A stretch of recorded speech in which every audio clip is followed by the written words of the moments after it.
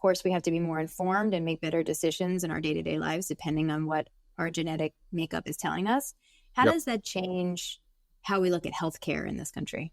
Like the way that you guys also provide the information and the solutions, it's almost like you're reading a story about somebody, but there is no fear mongering. I just want to say that as a consumer for myself, like there's nothing that feels negative or scary. So if I know why I would have inflammation or autoimmunity triggered, I don't need to know what the problem is. I don't need to know the symptoms.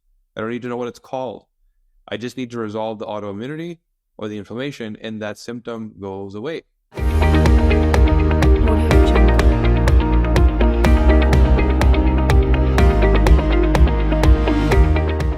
Welcome to The Well Drop, your home for owning your wellness. Each episode, we share drops of wellness wisdom and actionable tips to help elevate your everyday.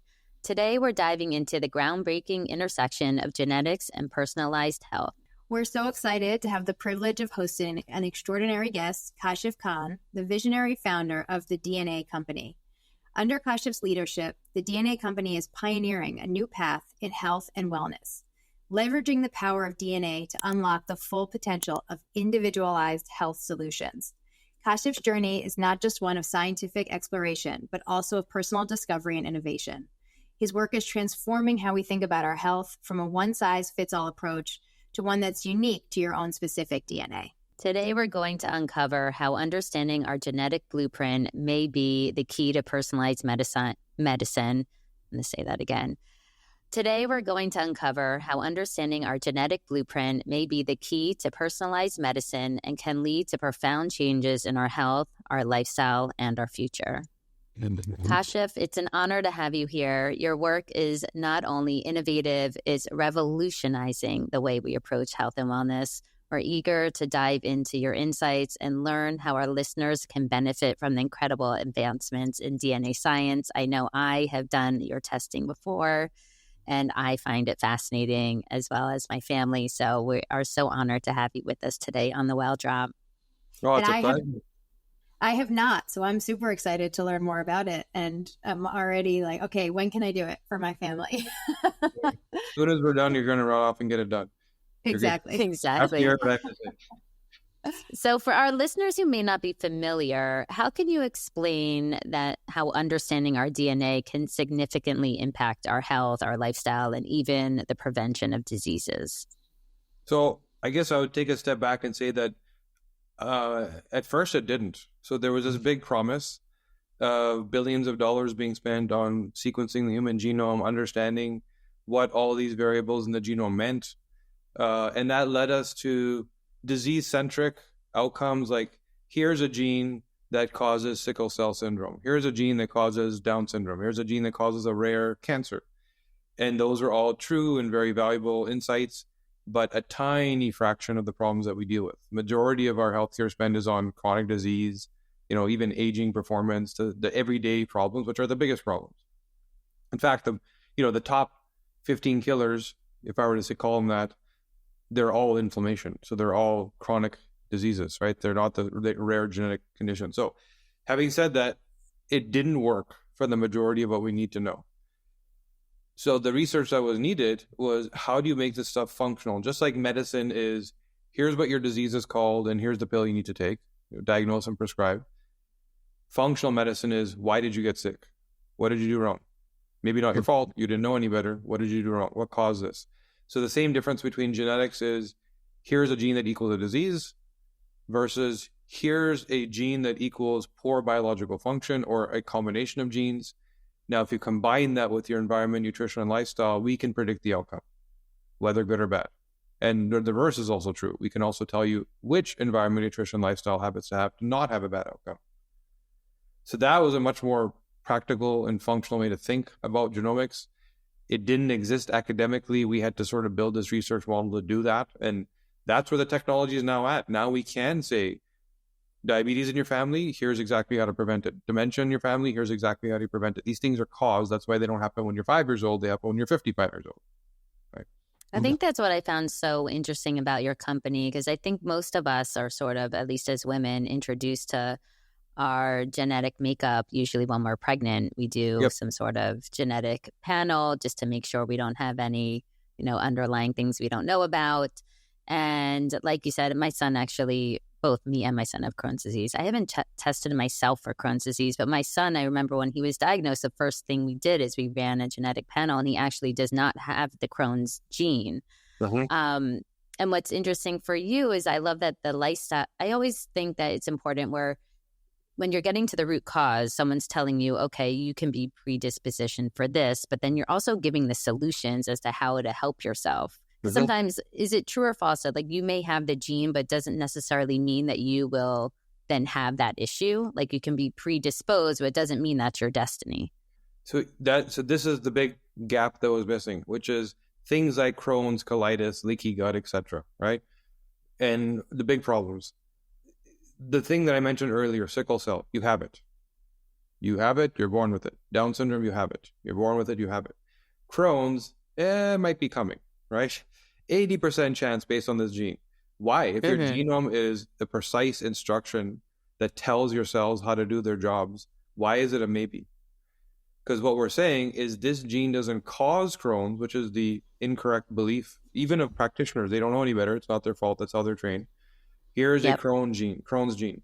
What's really happening is the biology that may protect you against Crohn's isn't working that well. So the same poor choices that lead to Crohn's, whether you have that gene or not, just mean a lot more to you. So the bad food, the bad whatever that causes, gut tract inflammation, that person with that genetic profile is going to get there a lot faster. That's what we're saying. Right. So how does that change the future of healthcare? Right. I mean, it's saying that, of course, we have to be more informed and make better decisions in our day-to-day lives, depending on what our genetic makeup is telling us. How does that change how we look at healthcare in this country? So I think it does two things. It allows you to prioritize. Like you guys are doing this amazing job of bringing people on to educate the world. Where does somebody start? There's so much. And it's not just you. There's 1,000 podcasts where they can be learning all day, all night, right? So how do you prioritize your red flag? What means the most to you? Your genome will tell you, of all your biology, this is what's working well. And by the way, this is what's not working so well. So let's focus here, right? And the second half of it is you have to constantly make choices. What you're eating, what you're breathing, how you exercise, who you spend your time with. How do you know you're making the right choice? I want to be a vegan. Okay, sounds good. My friend did really well as a vegan. So I also know people that did really poorly as a vegan. Why would that same habit lead to two different outcomes? Well, there's certain genes that determine how efficiently you make the enzymes for chickpeas, lentils, legumes, how well you break down kale, etc. There's certain genes that speak to how you metabolize fats and starches in your insulin response. So you can start to get very precise on what actually is the right diet for me or you. So it's those two things. It's prioritizing as opposed to this free for all. I want to do everything and burn myself out and have $5,000 worth of supplements in my drawer, or purge and bring it down to the precise thing your body actually needs by prioritizing what your biology is saying. And then you all of a sudden start to develop the right habits. And my personal belief, if you look at DNA, the physical structure of DNA. So in your cell, there's this double helix image that we've seen, right? There's these caps on the end of the DNA called telomeres, and they're protective bumpers. They're used by some clinicians as a form of biological age measure. How old are you on the inside? Because they're protecting your DNA from damage. DNA damage and oxidation is part and parcel aging. That is the definition, the physical definition of aging, right? Your DNA gets damaged, cells unravel, you age. These caps are designed to last 120 years. Which tells me that's how long we're supposed to live. Which tells me that as long as you don't do anything wrong, you should get there, right? So it's more a question of how do I know? Because I'm doing what everybody's saying, but is that the right thing for me? So that's where I think it will take us, is personalized individual roadmaps to longevity with simplicity. It's not like taking 500 supplements. It's not like spending $2 million a year like Brian Johnson. It's just, what do I eat? How do I breathe? Simple stuff that will get me to 120 with good health. How do we know that resonates? Yeah. Sorry, I was going to say that resonates. Oh, go, Dina. No, I was just wondering, how do we know that they're built to last to 120 without getting... This is how these biological aging clocks work, right? So when you're testing your telomere length, there's an assumption that given a certain age, it should be a certain density, right? And that full scale is 120 years long. So when you're 40 and you're tested as 32, because you've done well, right? And by the way, you can not only reverse bad choices and accelerated aging, you can also, I shouldn't say not only reverse, you can stop it, you can also reverse it, right? And case in point, me, when we first started this journey, I was 38, and my biological age was tested as 43. So I was 5 years older than myself. I was pretty sick. I had 5 chronic issues. I didn't know what I was doing. I had 5 different doctors, 5 different pills, and I kept asking, why? What did I do wrong? And the answer I was getting, if I kind of take all of what the 5 different guys were saying, it's like, we don't do that here. Right? We're not interested in why, we're interested in what it is and what pill you're supposed to take, and then we manage it. So I had to figure out the why myself. And part of what I learned in this healthcare journey was my biological age. I was 43, 5 years older. So a few years into it, I was sitting on the couch with my son testing this device that looks for pulse aortic stiffness on your finger, kind of gives you an indication of cardiovascular age. And it came out as 33. I was like, what's going on here? So I started doing some methylation testing and other testing. They were coming out as 32, 33. So not only did I reverse the damage, but I was able to turn the dial back. And that's a delta gap value of, like, I'm actually 44 now, right? So it's been a 4 years, and I've not only have I stopped it, but I've decreased it. So anyways, if I can do it, anybody can do it. Let's just say that. Yeah, I think it's such an important message. I mean, basically what you said is really at the heart of what we do here. We want to empower people to own their wellness. And I think it's through our own individual journeys. Once you start to see, I think our system is just a little broken or very broken, where every doctor is specialized and they don't communicate with one another. In terms, like, they're not all linked. So you as the person with your problem need to link and connect all the dots. And so we'll go into all the different pillars that your test goes into. But what I love is that you can start, and I love the idea of being simple with your wellness routine, that learn exactly about your body first to then make the decisions on what you should take. Because I think marketing is so strong right now and so amazing, but we're bombarded over and over. So people think they need to take all these different supplements, all this stuff, and it's almost too much that you're putting in your body. And then they may be healthy, good things, but if they're not healthy for you, then it's not really doing anything. You're not upgrading your own body. So first you have to understand your body from the inside out of what resonates with your body, what works, what doesn't work. And your testing is great because it will really explains it in so many different pillars, which I want to discuss. But I think it's an important message for people to understand that first, I always say, just stop everything you're doing. Just stop everything and start maybe with this DNA test, learn about your body. And we're going to go into lifestyle, sleep, mood, emotions, and then make your choices on what you want to add into your life in order to optimize from there, because we could just be putting so much junk in our body that's not doing anything. So what's the point? And it is expensive, and a lot of it is synthetic. So we love just like peeling back the layers into simplicity and personalization, which really, it's amazing what you've created. Can you talk about the different pillars that your test goes into? When somebody does a test, what do they uncover related to their DNA? So when we were researching, we didn't know what those pillars were going to be. We spent 3 years with 7,000 patients. And that's what it took to understand, here's academic genetics, here's what these genes mean, and filling the gap on how do you action this stuff? How do you actually change someone's life?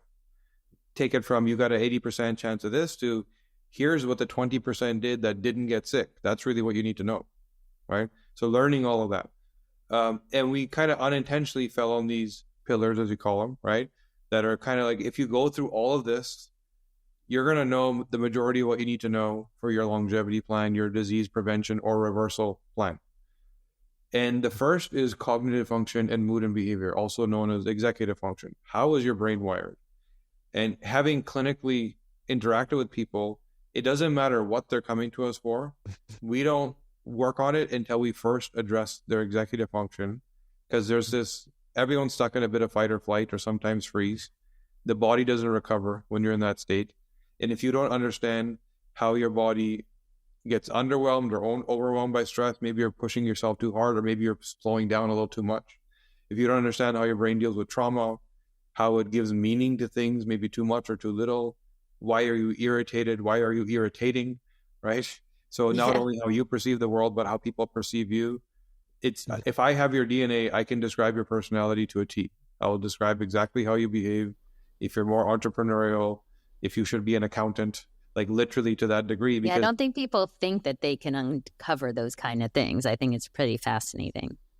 So what do you say to somebody like me who's listening, who has not done it, who there's a little piece of me that feels nervous about what you would find? And I know that the whole purpose is to take action for the things that may be problematic. But what would you say in response? I mean, as I'm listening, I'm going through it in my own head. So I'm wondering if some of our listeners are also. I had that exact same thought before I started. And the number one thing people tell you when you're like, hey, I can tell you the future with your DNA is, I don't want to know if I'm getting Alzheimer's. That's the number one thing we'll hear, right? Mm-hmm. So I agree that in the old genetic paradigm, that may be a useful approach, because just being told you have an 80% chance of Alzheimer's will probably cause it. Just the anxiety of having to think about that every day, right? So versus, I'm not telling you you have this propensity. I'm telling you that you have poor biological function, and here's the exact habits you need to adopt to not have that thing come to fruition. That's empowerment. That's not anxiety, right? So you provide a solution or a plan of action, at least. Yes. So it's like, as opposed to scaring somebody, it's informing them and preventing something. And we know we can prevent because we reverse. We've taken people off of cholesterol pills. We've taken people with dementia and improved their cognitive function. We've taken women with breast cancer and addressed the root cause and figured out what actually happened, what went wrong. So if we can reverse, we can prevent. It's the same mechanism, right? So in mood and behavior, what we were talking about, even there, like if I tell you you're more reward seeking, or you're a bigger risk taker, you're prone to addiction or depression, it's the same thing. If I tell you you're prone to depression, that doesn't mean goodbye, go get depressed. It means you need to be taking bigger risks and be more entrepreneurial. You are wired to be a warrior, and the everyday is just not enough for you, right? You need more stimulus. And so it's also teaching the right habit, right? So now the second pillar was completely unintentional. So in those 7,000 people we were working on, everybody kept coming back and saying, hey, I'm sleeping better. And we're like, great coincidence. Let's get back to business. They're like, no, we're sleeping better. And we kept hearing that. They're like, maybe there's something going on here. So there's no sleep genes per se. There are. Some people tell you there are, but they're not really that actionable, right? What we learned was, as we were balancing and addressing neurochemicals, whether it was supplementing or telling someone to cold plunge or whatever they needed to do to manage their neurochemicals, those same pathways also regulated the internal circadian rhythm, the clock. They also regulated response to stimulus, so waking up in the middle of the night. They also regulated temperature dysregulation, the number one reason people wake up. So we started to learn that unintentionally we were resolving this major problem, but we now know how to interpret it for that context. So we can, right? So everything around sleep. Third pillar, everything around diet, nutrition, and metabolism, with metabolic health. You have a country where the CDC says only 5% of people are metabolically healthy. So 95% of Americans are going to be told that they're pre-diabetic at some point, if not already, or diabetic, which is 30% of the country, diabetic, right? Unbelievable numbers. So this metabolic dysfunction being a foundational problem for everything, like here where I am in Canada, dementia is referred to as type 3 diabetes, as it is in many other countries, right? Metabolic dysfunction. It's not the only cause, but it's one of the big ones. So knowing, how do I metabolize fats? What does my insulin response look like? Do carbs matter? What about my micronutrients? Vitamin D, how much do I need? How often? What do I need? Vitamin A and C? What B vitamins do I need? Does it need to be methylated or not? Does it need to be under my tongue? Do I swallow it? Every gene that methylates, processes, metabolizes every macro and micronutrient, we now know. And so we can lay out literally a nutrition plan at a macro level. Like, here's how you do things. Now you go create the recipe, right? And so all of a sudden you start to thrive metabolically if you follow the plan, right? I think that's important for people to understand understanding that about your body, because I didn't know about methylation until about probably 7-8 years ago. And I learned that my phase 2 methylation was off when I was doing some hormone testing. And I said, well, what is that? And so then it led to about my B12s, talking about sublingual or not. So there is a difference of knowing about your body and then the type of vitamins to take. Is if I just took a regular B12, my body won't absorb it the same as if I took something that is sublingual. Like, I need a more specific B12 because of how my body methylates. But I wouldn't have known that if I hadn't done some of these detailed tests. And so I think it's so, because we take all these vitamins, right? So I think it is imperative for someone to know, and hopefully this will help empower them to be curious to find out about it in order to just give your body the right tools in order to optimize and continue to feel your best. Dina, I understand feeling nervous about the information, but I almost equate it to maybe a personality test. Like the way that you guys also provide the information and the solutions, it's almost like you're reading a story about somebody, but there is no fear mongering. I just want to say that as a consumer for myself, like there's nothing that feels negative or scary. It's more just creating the awareness of like your body has a propensity to be like XYZ, but it's not telling you in some dark way, like, it's not this is going to happen or anything like that. If anything, it kind of excites you to be like, oh, cool. Like, I guess I need to maybe eat some more carbs, or I need to focus on some more citrus because that'll help me with vitamin C. It kind of, for me, I found it empowering in a sense to understand myself a little bit better in order to make some daily changes in my, personal lifestyle. Well, I think having a plan and having steps that you can take is the key difference, right? I mean, I think that, as you said, it's one thing to say, okay, you have an 80% chance of Alzheimer's based on your genetic history. It's a totally different story to say, here's what you do to live your best life. And to me, I guess the question is, what would you say is the biggest distinguisher for the DNA company from other companies that do similar kind of work? Is it that? Is it their proactive steps? Are there other things as well? Yeah, I would say the number one word is interpretation. So data, everybody here, the two of you can go buy a DNA sequencing machine, throw it in your basement. It comes with reports. You don't even need to do any work. You can start spitting in a tube and running your own DNA, right? What does it mean? What's that action plan? That requires interpretation. And the belief is more data is more information is better. That is not true. What's true is, in fact, there's 22,000 genes that make up the human genome. We only look at about 92 or 93 of them, because most of it is noise that you don't need to know about. And the more you test for, the less accurate it becomes. So there's, first of all, that. It's not a data collection tool. It's an insight building tool, which is show me the functional pathways, hormones, detox, metabolism, neurochemicals, right? All of the big pathways that drive everything. And it doesn't matter what problem we're dealing with. It's going to come out of these same pathways. Inflammation or autoimmunity. That's what's driving all of our problems. So if I know why I would have inflammation or autoimmunity triggered, I don't need to know what the problem is. I don't need to know the symptoms. I don't need to know what it's called. I just need to resolve the autoimmunity or the inflammation, and that symptom goes away. There's no foundation.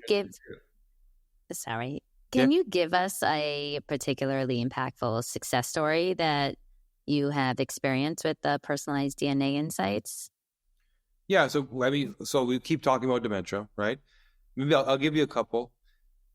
So in terms of that, there's somebody I'm dealing with right now who says that it's in her family, right? All the women get dementia.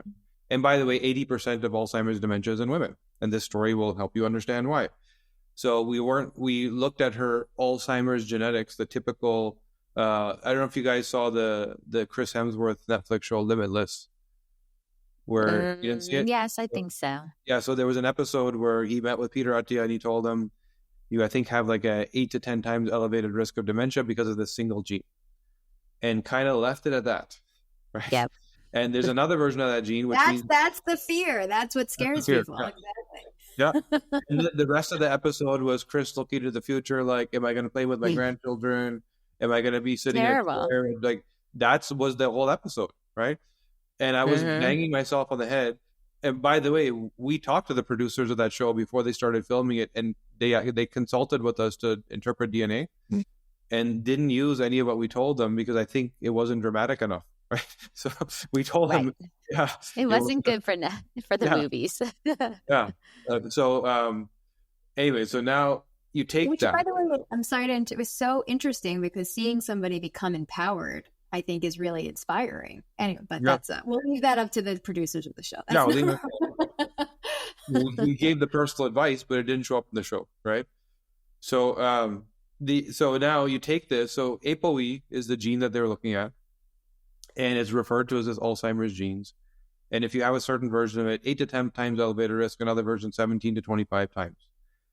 And many people walking around with both of those versions that never get it. So what does that gene do? It doesn't cause Alzheimer's. It's responsible for the transport of lipids, so the movement of cholesterol in your body.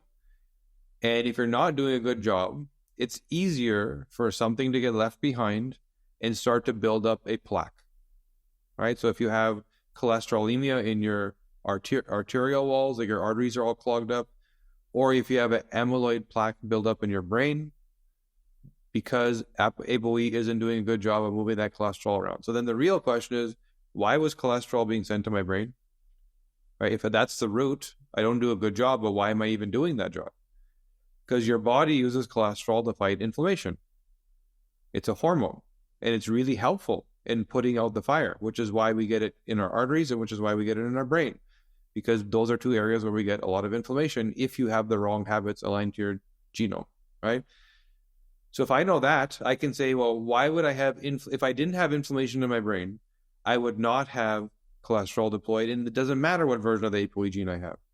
So in this particular woman, we were trying to find what is that thing that screams inflammation in her gene, in her DNA, not screams Alzheimer's. And what we found was when it comes to the metabolism of hormones, some women are much more estrogen dominant. So there's a gene called CYP19A1 that takes your testosterone and aromatizes it or converts it into estrogen. And she did that ultra rapidly, a little too fast, which means way too much estrogen. Then there's 3 genes that decide what you turn that estrogen into. And one of those genes, CYP1B1, converts it into something called 4-hydroxyestrogen, which is an inflammatory insult that also damages DNA. And if you take her profile, she was estrogen dominant and estrogen toxic. She made a lot of this 4-OH, right? Then you start to look at the detox pathways that eliminate 4-OH, and we know what they are already. There's glutathione, antioxidation, there's some methylation genes like Amber talked about. These are the pathways that get rid of that stuff. She was estrogen dominant, estrogen toxic, was missing some key detox genes. So she is wired to have a constant monthly flow of a toxic inflammatory insult in her bloodstream. Now, as women get into menopause, they no longer have a menstrual cycle to get rid of that thing that they still continue making. And the body's like, wait a second, this stuff is nonsense. I don't want it affecting my organs and my glands and my vasculature. What am I going to do? And it starts to store it in fat.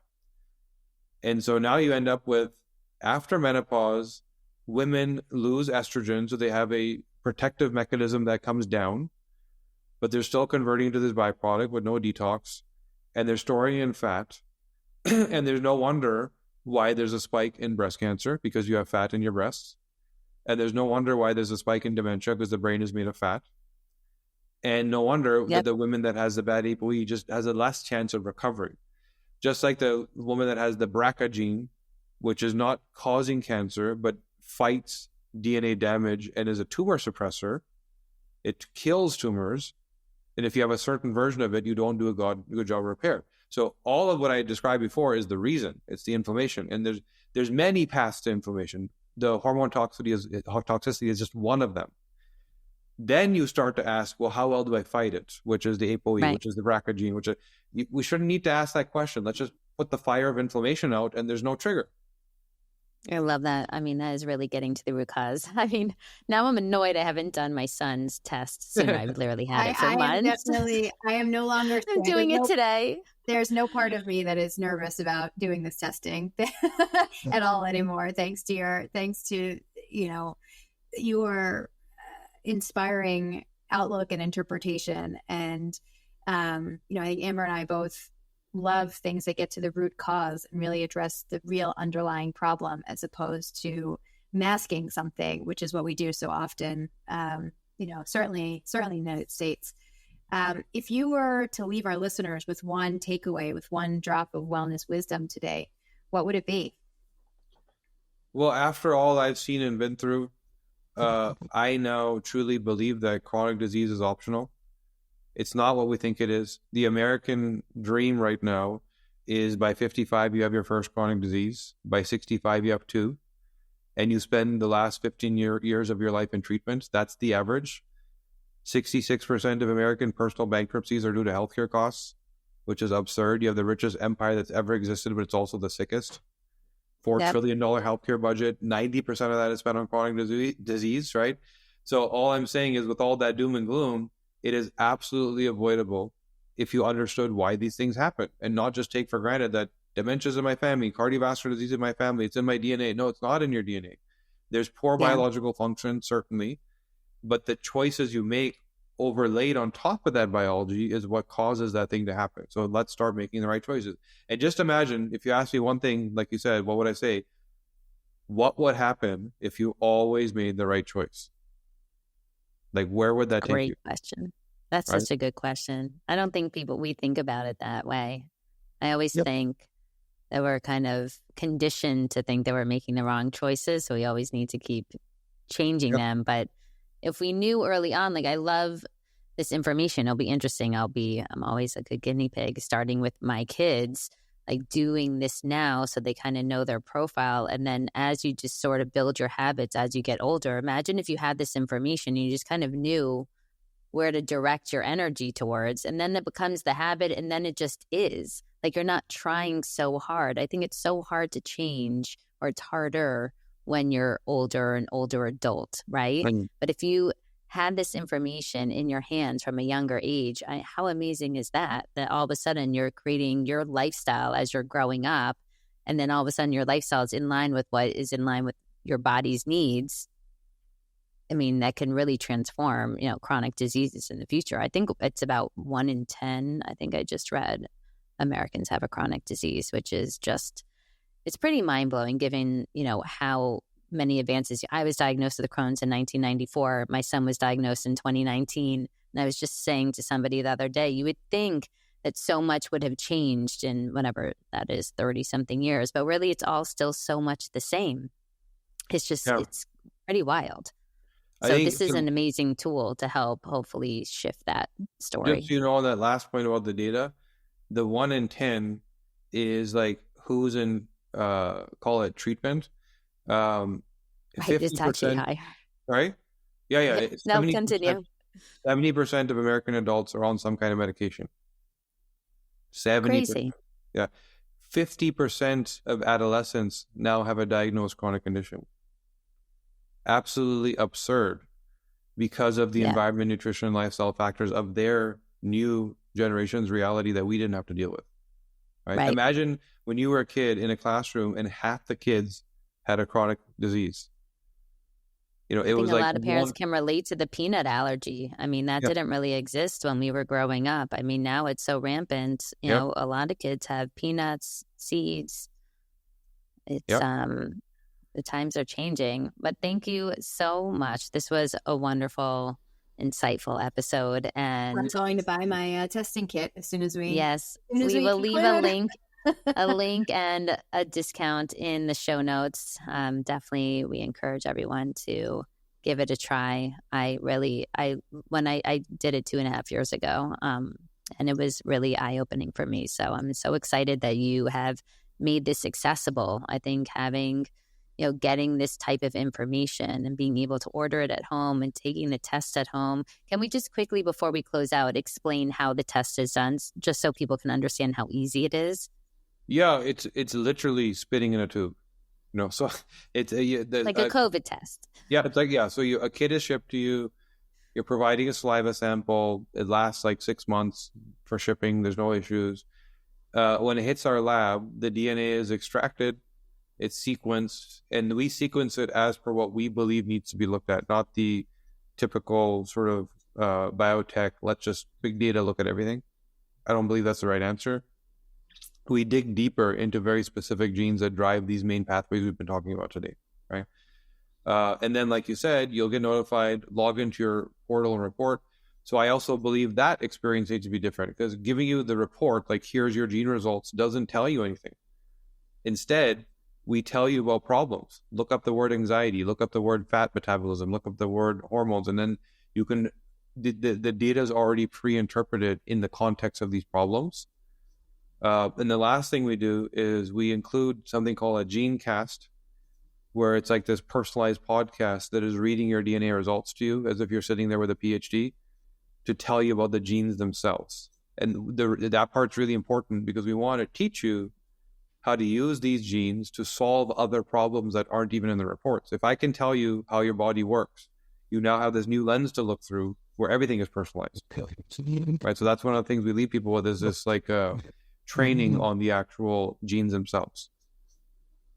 That's wonderful. And then for anybody who's concerned about privacy, what happens with that information? How is that secure? Is it public? Yeah. So what happens with that? Anyone looking at getting a DNA test should be concerned. In fact, I would tell you to assume that if you're going out there buying a genetic test, your data is being sold. And there's a reason. DNA testing is the only lab test that you only do once. Your DNA doesn't change.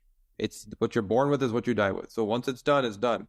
And so as a business model, that's not the best, because unlike cholesterol testing, inflammatory markers, whatever, it doesn't recur. It doesn't keep going. And so all these genetic testing companies became data selling businesses. And the really bad part about that story is their test is not designed to collect the information you need. It's designed to collect the data that the data buyer wants, which is far too much information to give you the level of accuracy you need and want, which is why a lot of these products don't work for the consumer, right? It's a little bit underwhelming. So we're looking at the functional genes that the data buyers aren't just interested in anyway, because pharmaceutical companies aren't trying to prevent disease. They're trying to manage it, right?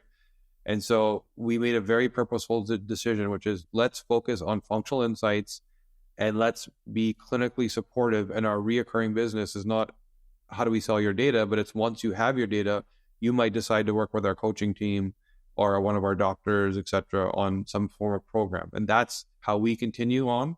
And so we're the only company that I know of that actually destroys the DNA sample. We run your sequencing, your sample literally gets destroyed and removed. That sample is worth thousands of dollars and companies sell them. We destroy it. And that's our promise, is that data is private, anonymized, aggregated. We don't even know who you are. You log into your own portal and figure things out. That was a big selling point for me, I'll just mention, because I haven't done any of these other DNA things besides that one time at the hospital. And I'm very cognizant of that. So I really love that that's how you guys approach things. And just to add on, that you guys do have additional support. So you're not just left alone with these reports, that you do have health coaches to work with you and to help guide you. So I feel like it's a truly complete picture, complete support that somebody can, when you're giving them the information, it's easy, accessible, do it at home. To me, it's pretty economical given the amount of data that you are providing. And then you can decipher it with the help of an expert from your team that then can guide you on the things to take that are the right fit for your body. So if anybody, I love to hear feedback from anybody who will give it a try. And thank you so much for joining us today on the Well Drop. We can't wait to have you back again and dive more into our DNA. We still had so much more to discuss. I just want to close out and give the main sort of pillars that you guys discuss, which we covered sort of the diet, nutrition, sleep, mood, and behavior, but you also do have hormones and an anti-inflammatory profile as well. Yes, and chronic disease. Very important. Thank you. Thank you so much. Thank you so much. This is pleasure. I'm As soon as we log off, I'm going to be buying my kit.